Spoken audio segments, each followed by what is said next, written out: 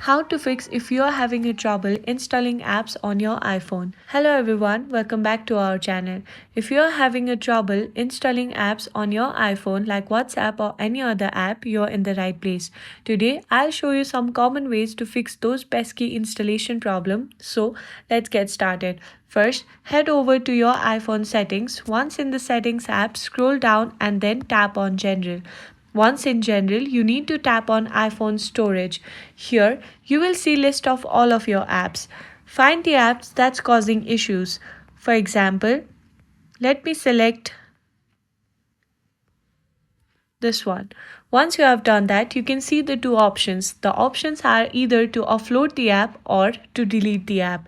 Offloading keeps the app data but removes the app itself, while deleting removes everything. Let's go with deleting app for the fresh start. Just tap on delete app. Once you have done that, you need to go back and then go to your app store. Now, try searching for the app that you have just removed, and you need to simply tap on install button. If it still does not work, let's check your internet connections. Go back to your settings and then you need to go back and check that if you are connected to a stable internet connections. If you're still having a problem, you can try toggling on and off airplane mode.